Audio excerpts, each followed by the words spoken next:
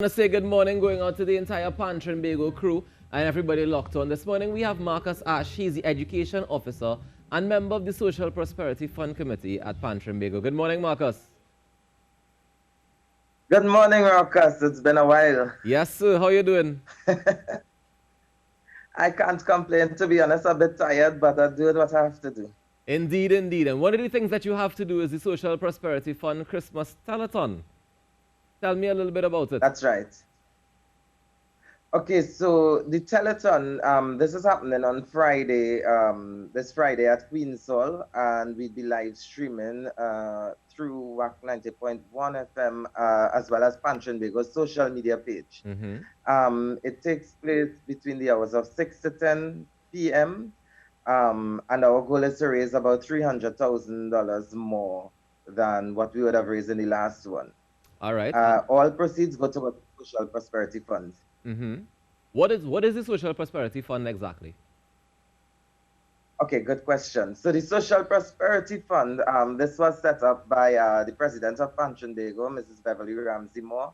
Lauren Pay and myself on the executive would have been placed in that fund along with a team of young persons from the regions where, since the COVID pandemic would have happened, we would have been able to raise funds and assist the needy families and members of steel bands across Trinidad and Tobago.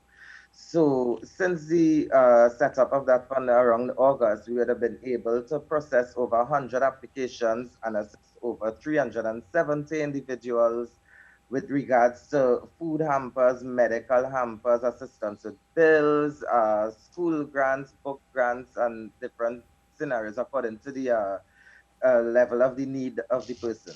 Right. Now, Marcus, since this whole pandemic has hit, right? Can you tell me some of the concerns that the steel band community has had?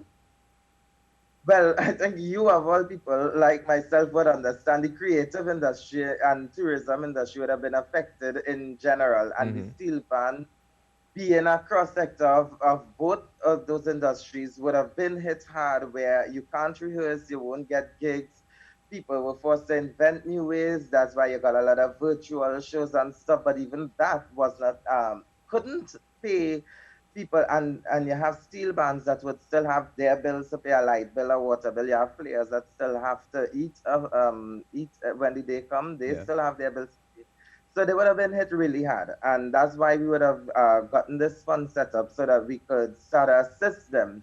I mean, it's the least we could do in this situation. And how much money did you all raise in the last concert that you did, the last telethon? We would have raised. We would have raised around $100,000. Nice. So we're going bigger this time. Now that a lot of people would have seen the results of the last telethon. Right. We're going bigger this time. So tell me who's performing in this telethon coming up Friday?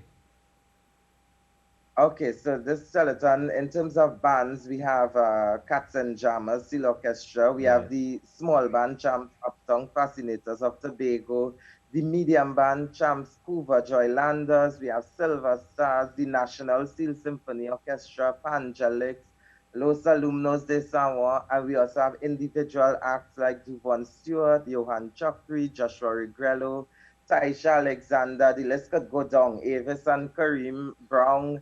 We have who else we have?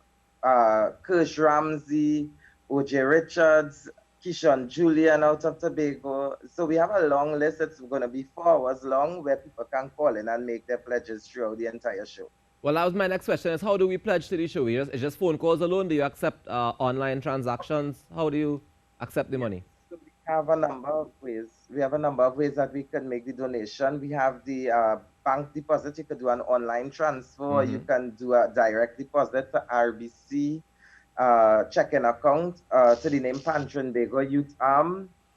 The account number 1000-8811-0267-837.